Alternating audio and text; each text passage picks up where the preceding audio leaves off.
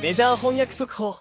メジャー翻訳速報海外の反応へようこそ。大谷翔平選手がまたもや反対方向への20号ホームランを放ち、ドジャースがガーディアンズを9対5で破りました。彼のバッティング技術は毎回驚かされますね。今回は大谷選手が素晴らしい20号ホームランを放った試合の詳しい解説をしている番組の翻訳をお届けいたします。ぜひコメントとチャンネル登録をよろしくお願いします。For the second consecutive night, the Dodgers a winner over the Cleveland Guardians. 9-5 is the final score this evening here at Progressive Field in Cleveland. Dodgers offense once again very strong as it has been this entire season. They came in averaging over 5.5 runs per game, and they scored 9 tonight. 9-5 is your final. Welcome in. Alongside Chris Jimenez, I'm Al Pulowski. Again, the Dodgers, for the most part, pitched pretty well. Maybe not as good as last night, but they hit the ball very well. Key hits, key home runs. Yeah, they really did what they've done all season long to this point. That's bludgeon you with their bats, get just enough pitching to get the job done. Yep. And I think that's exactly what we saw tonight. Well, and Shohei Ohtani for the second consecutive night here in Cleveland homers, his 20th homer of the season here.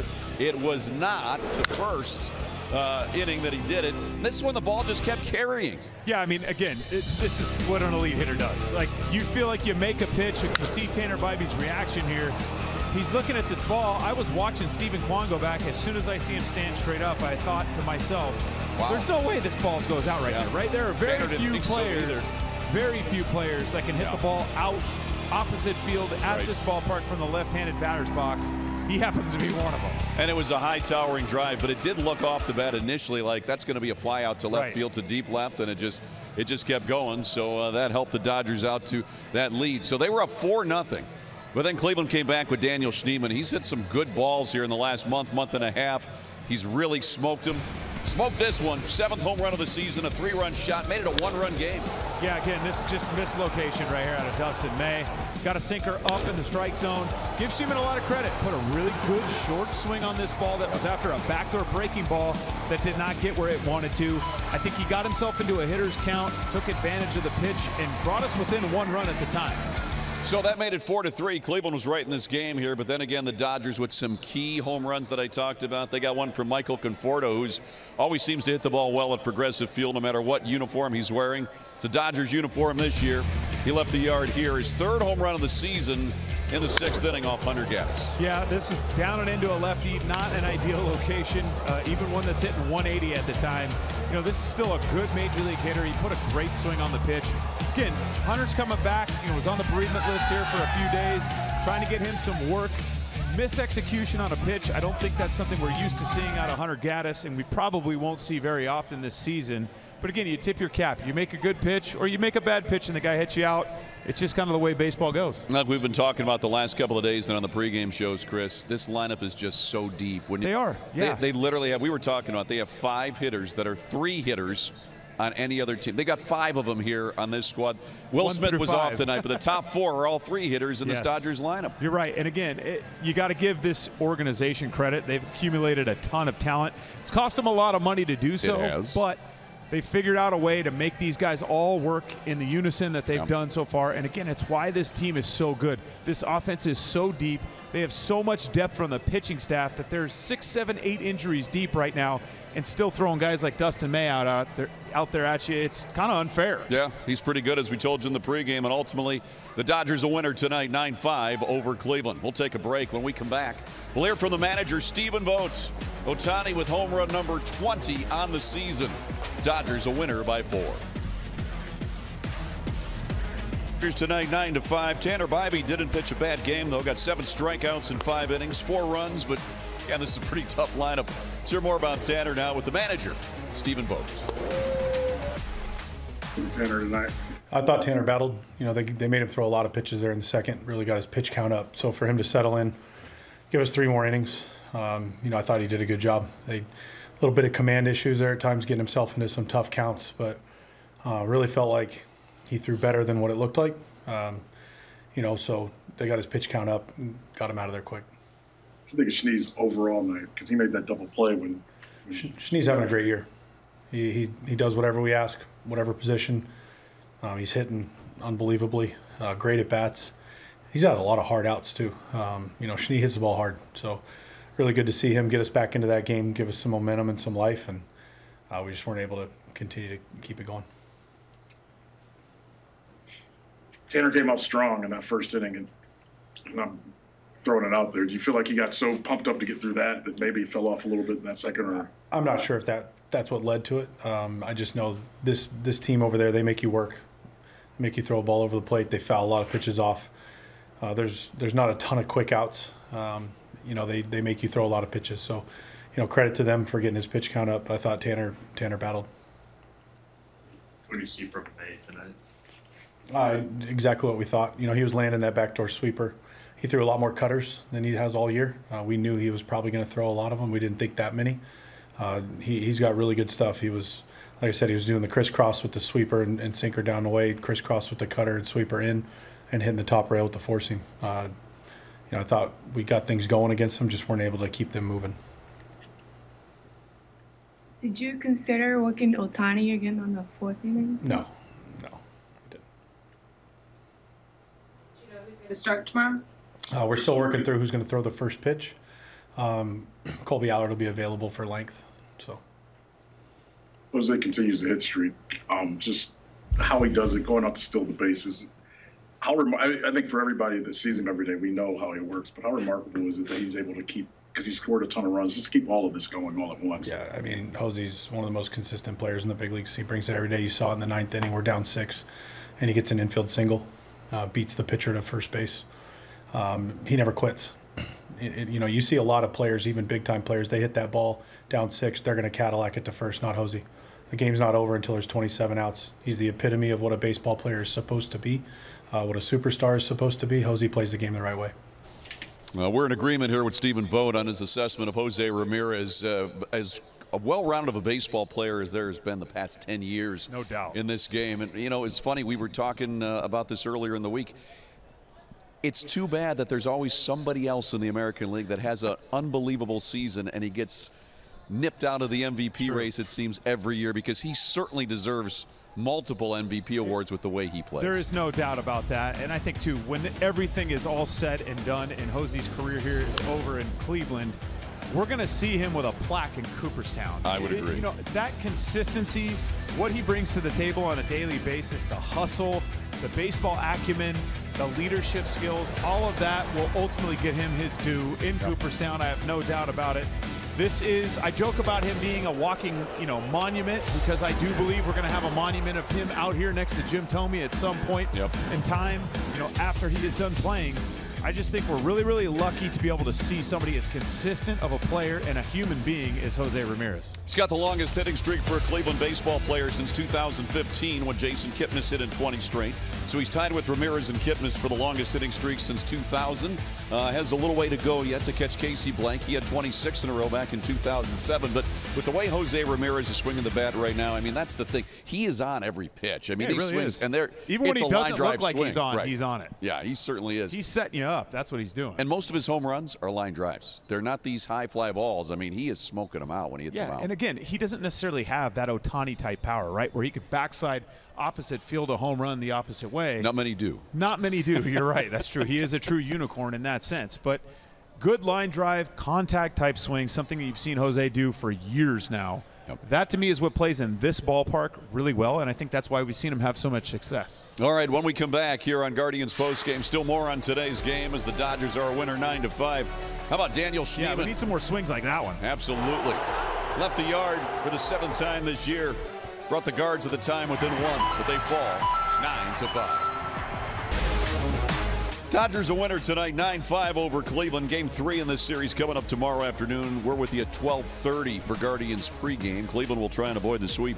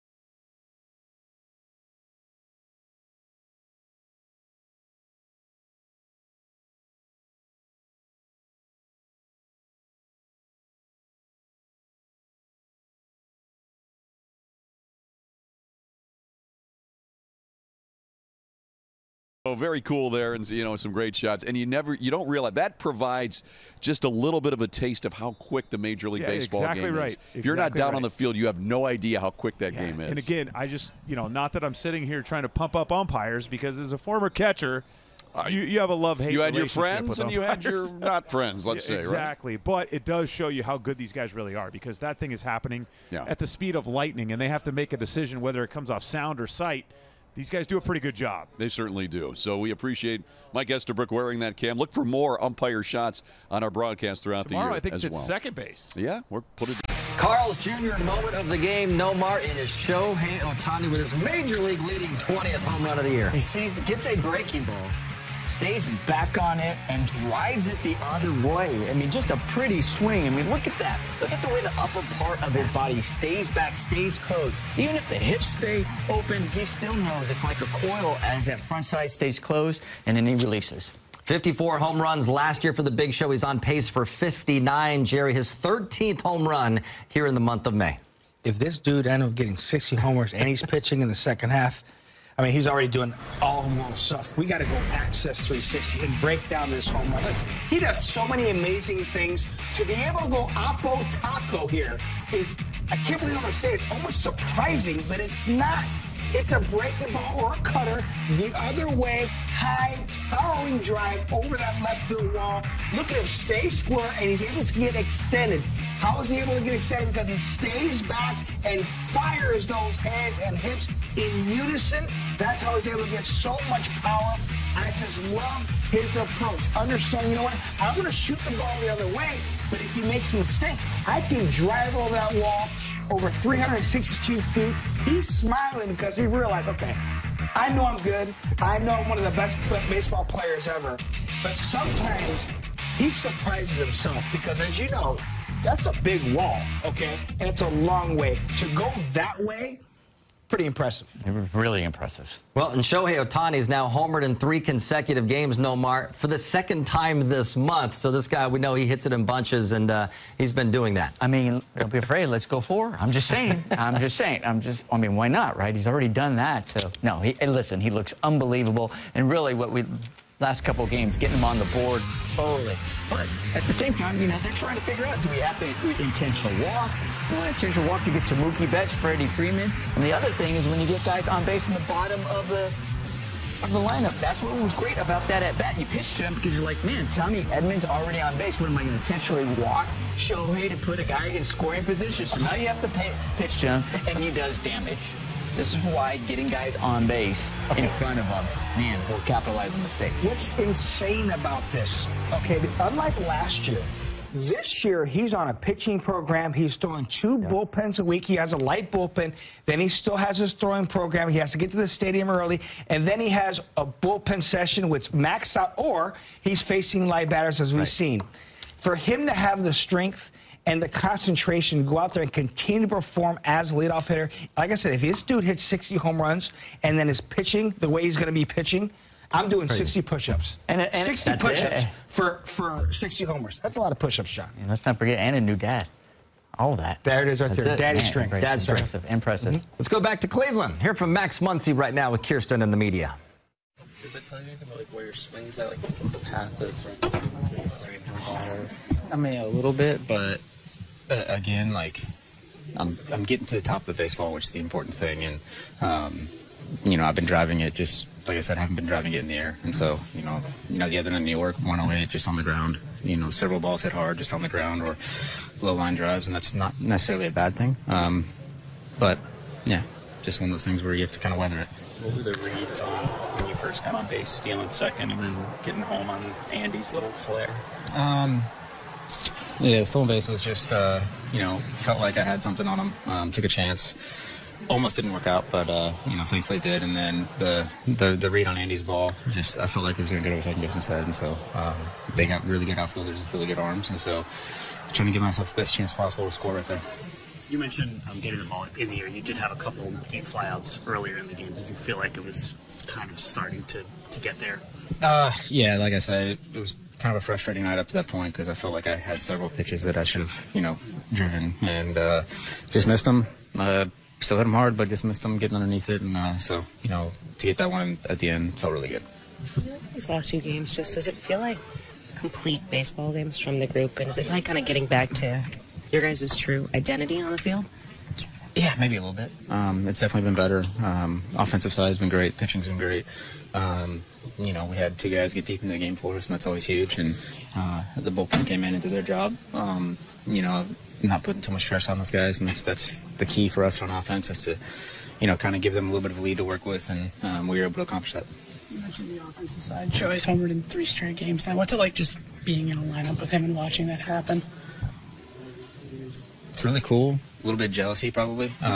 You know, he basically mishits a fly ball today, and it was, you know, 180 off the bat or whatever it was, and still goes out. And so it's just one of those things where he does stuff that no normal human being can do, and it's really fun to watch. It's really fun to see it. Tonight's Arco top-tier stats. Most home runs in franchise history before the month of June. Look at Shohei Ohtani right up there with Belly, and he has 3 more games to go here before the 1st of June. Raul Mondesi back in 1999 had 18 homers, then Jock Max Muncy a couple of years ago.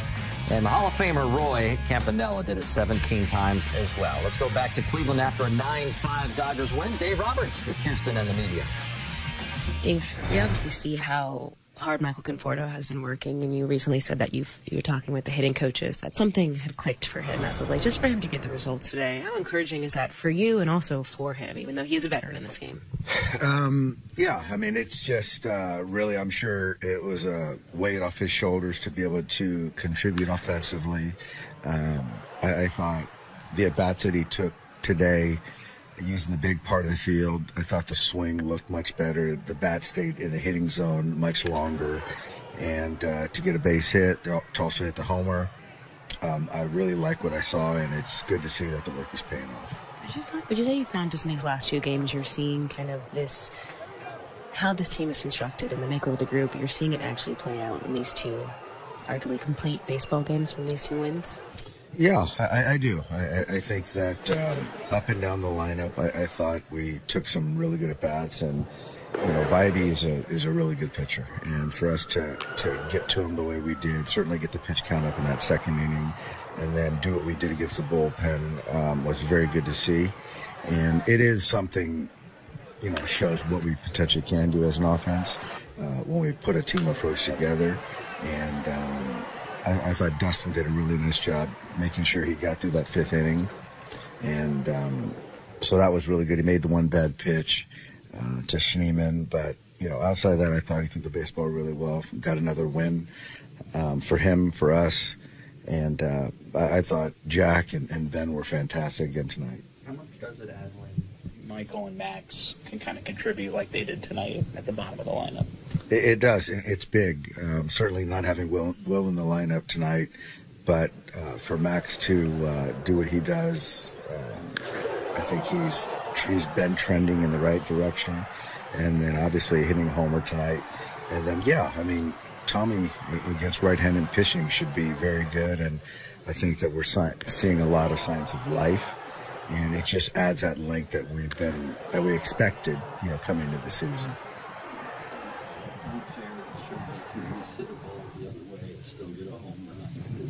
Look like it was missing to you. You know what? It wasn't flushed, but it was spun the right way, and it's just one of those balls that when he hit it, it just kept going like a helium ball. And it is true that he has a lot more margin for error than everyone else on the planet. I think maybe him and Judge.